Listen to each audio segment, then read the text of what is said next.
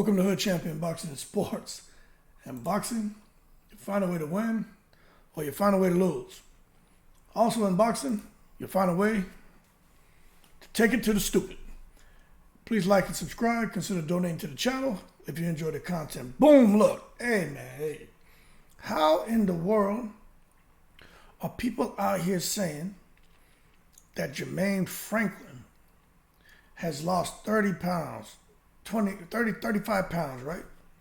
And as a result of him losing that weight, that he's going to basically be able to put on an Oleksandr Usyk type performance. Now, I already had an issue with people saying Jermaine Franklin can do the same thing Andy Ruiz is able to do. Now, I can do what Andy Ruiz is able to do. Now, can I do it as effectively as him? No. I could throw a jab. I could throw a right hand. I could throw combinations. I could slip punches. Doesn't mean I'm going to be able to do it if I get in the ring with Anthony Joshua.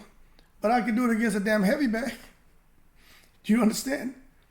So the fact that Franklin lost all this weight, just because you're seeing a guy there with a 4-pack, that doesn't mean he's going to get in there and clip Anthony Joshua and possibly go into a second fight with Joshua and beat him again like Usyk. To that, I got to say, in the most respectful way, because I would never disrespect anyone, right? But to hold your horses. Don't take it to the stupid. No way in the world, no damn Jermaine Franklin is going to be able to do what Usyk did. Those angles and counter-punching ability and just, stepping in to Anthony Joshua, bumping him and coming back out without even throwing a punch. Things he was doing in there just mentally stressing Anthony Joshua out. Come on, man. Y'all got to stop, man. Y'all got to stop. Talking about Jermaine Franklin. He had a new training camp. In his new training camp, he did things that went above and beyond Anthony Joshua and what Anthony Joshua could have possibly done in the Derek James training camp. Let me tell y'all, that's why I don't look at other videos on YouTube. I look at the fight hype. I look at the guys who are actually traveling around and interviewing fighters. But other content creators, man, I don't knock them. I respect everyone. I wish everyone a lot of success. Except for one. There's a goddamn bozo running around. I don't like him because he's very disrespectful. But outside of that, hey, man, I wish everybody the best of luck. But you got some who come on here and they really take it to the stupid. Now, I'm going to tell you, could Jermaine Franklin win the fight? We already talked about this in videos. I mean, anyone can win a boxing match. But let me tell you something. It's so much more than just losing weight. It really is. And this Saturday, anyone who's picking Franklin to kind of go out there and be the spoiler, I mean, I'll say this.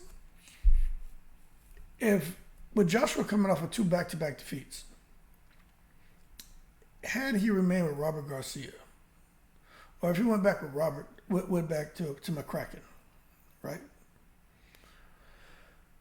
And he stayed in the UK. I'm not saying I would give Franklin a chance, but I would say I wouldn't be so confident in Joshua returning this weekend and getting a victory. I would just remain neutral. You know what I'm saying? But the fact that he left his country, left his family, left his friends, went out there to Texas, picked up the new slang by putting some stick on the right hand, right? And this man just grinded it out. And he was with Derek James. And I don't care what anyone says. The fact that he was training alongside Earl Spence, Jamel Charlo being in the camp, Frank Martin, but especially that damn Earl Spence. You got to say that didn't do anything but help him. And he knows what he's up against. And I just can't see Anthony Joshua coming into that fight with Franklin and making the same mistakes he made against Usyk. I'm going to tell you, in that second fight with Joshua and Usyk, Joshua lost his right to complain because he didn't give himself the best chance to win.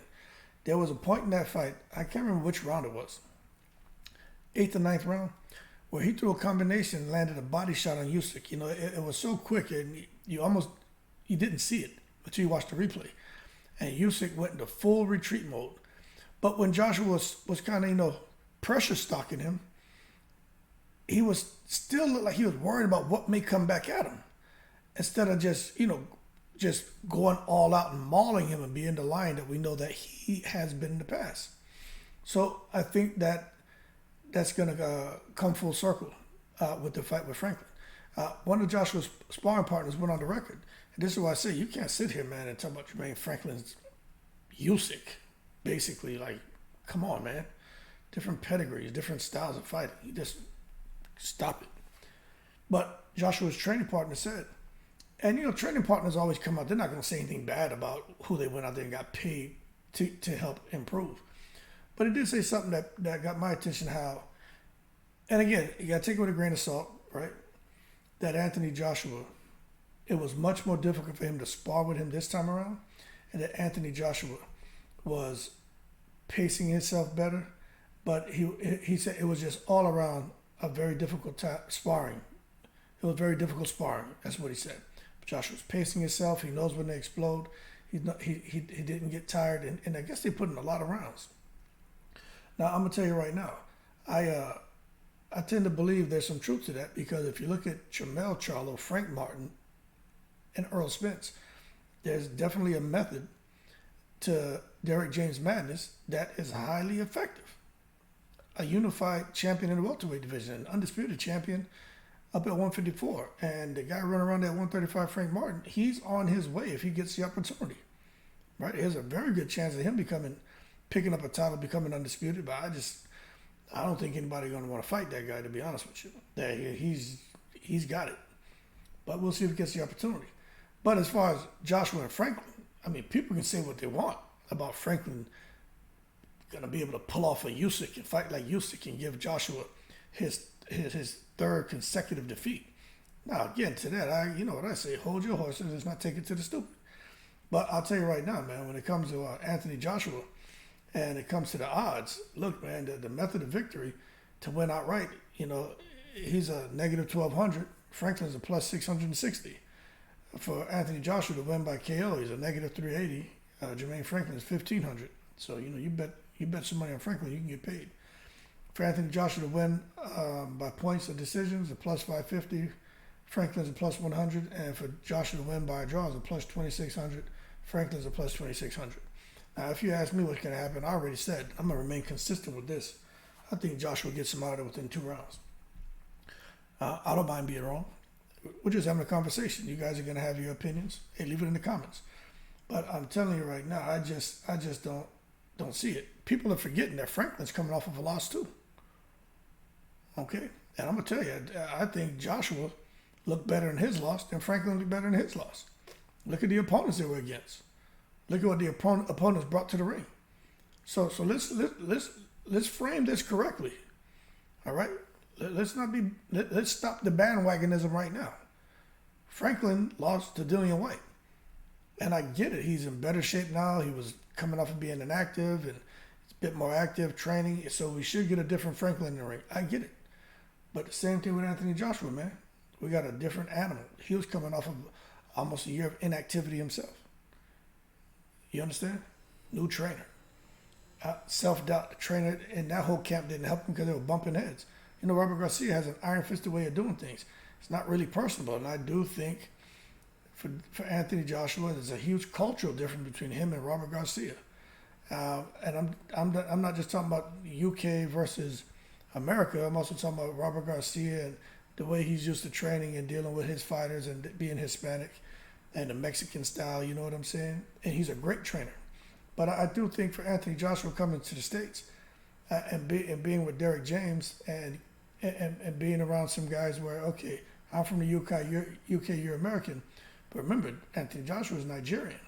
Out there in Dallas is a huge Nigerian population. Now, he's not out there getting inextricably connected with the Nigerian community, but to be there with Earl Spence, Derek James, and for the most part, African-American fighters, I think that helps a little bit too. You know what I'm saying? Because he's something that you can identify with just off of sight. And the more time you spend together, the more I think they see that there's a lot more commonalities there.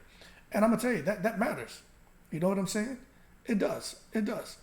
Now, as you get to know somebody, you'll realize real quick, like, this isn't going to work. Race has nothing to do with it. But for those of you saying race doesn't matter when it comes to someone going into a new environment. Let me tell you, that's not true. And I'm going to tell you, and I'll give you an example. Everyone here knows that I was in the military, right? I did 25 years. Everyone here on the channel knows that. So every now and then I pull a story, right? I'm going to give you a story of how race matters. Now, being stateside and having to have a permanent change of station, like if I was living in Florida, in the military, you can get reassigned with other military bases, like Air Force bases. You can go anywhere, but for me, I went to all Air Force bases, right? Because I was in the Air Force. So anyway, if I would go from, let's say, Florida to Georgia, or Florida to Washington State, right? And I'm in the airport, and I see somebody else in a military uniform. No matter what branch of service they're from, no matter what their race is, well, let's just stick to, like, someone other than this complexion, right? Hey, 9 times out of 10, they don't talk to you. Simple, right? Everyone going about their business. So, go to overseas, though. When I left, I went to Korea several times, right? Went to Korea, went to Germany, went to Saudi, went to Japan, right? Went to Korea, right? When you end up in those airports where nobody speaks no damn English, and you see that guy who look a little, be a white guy, right? And his ass is lost, and he's looking for that familiar face. And when I say familiar face, I'm not talking about something like this right here, Hollywood lights, camera, action. That kind of face. I'm talking about an American face. They no longer, and not just them, it could be, it could be a black guy. It could be an Asian American. Anybody, just an effing American, right? But if they're over there and their ass is uncomfortable because nobody's speaking the language, they start looking for that familiar face. And they no longer see color of skin. They see USA. They see Barack Obama and Donald Trump, Republicans and Democrats. And I'm telling you, that's a fact. And they'll come talk to you, and they'll want to know, hey, where is this, where is that? Because there's some of them are so uncomfortable talking to people from another country because, they don't want to, there's a language barrier. But with me, shit didn't matter to me. I'll talk to anybody. But that's the one thing I'll tell you, man. Anybody says race doesn't matter when you're trying to establish a relationship or rapport with somebody, first thing you see with somebody, right? You see, I don't care what anyone says. At our age, not like with my kids who are up to like my 5-year-old, 8-year-old, and 10-year-old, they don't know nothing about color. We don't talk about that crap in the house. My 13-year-old, about to be 13, he knows a little bit about it because in school they're teenagers and they introduce that crap to him in school now, which I just think depending on how you deliver it. But he's aware of things now, so we have conversation. But he still believes we're all human beings. So if you ask him, hey, man, what are you? He'll say, I'm human. I'm a human being. And people are like, what the hell is he talking about? But long story short, the race does matter when you're going to an environment, especially to work with someone long term or even short term, because there's certain assumptions that you're going to make, and I'm not saying it's right, but maybe the sense of humor, etc. Now, and I will say that did matter for Anthony Joshua, and I think that does make a difference as well. And I think that made a difference, not in a good way, being with Robert Garcia. But and everybody said, oh, he was with Robert McCracken. They're all from the UK. He has more in common with people from the UK than guys from the States, regardless of race, sense of humor, vocal signature, cultural competencies, everything. But that being said, I think Anthony Joshua is definitely going to thrive. And I just think people shouldn't forget about the last time they saw Anthony Joshua. But at the end of the day, just remember that he's now with Derrick James. And look what Derrick James has done with the guys in his camp. And as far as Jermaine Franklin, look, I'm always going to root for Jermaine Franklin. But I just don't think he wins. He's actually a good guy, a humble guy. He's talking a little bit of trash, which is what they're supposed to do, but he's still respectful. And I wish him the best of luck. But I just got to tell you, man, I think the people who are out here saying that with him and his weight loss, he's going to be able to get in the ring and be shifty and clever like Oleksandr Usyk. I got to tell you to stop right now. Don't take it to the stupid. Now, if you disagree with me, leave your comments below. But I'm looking forward to a good fight. I plan on calling the fight and doing a live stream. And I think we're going to have fun with this one. But I honestly don't think, let me tell you something. I think Anthony Joshua is going to show a different level of toughness. He's going to display a different set of tools. And I'm telling you right now, I think after this fight, he'll be ready for mega fight territory. He may even go into another fight just to show the world again, okay, look, the Franklin fight wasn't a fluke. I took on somebody, like a Dillian White or maybe a Joe Joyce, and he clips him as well. And then I tell you what, he's talking a lot about fighting Joe Joyce. I'm going to do a video on that. But if he can beat Joe Joyce, Anthony Joshua may be on to something. But that being said, y'all keep cool. We'll see how it goes. But Jermaine Franklin is not Oleksandr Usyk. Stop right now. Y'all keep cool. I'm in the breeze.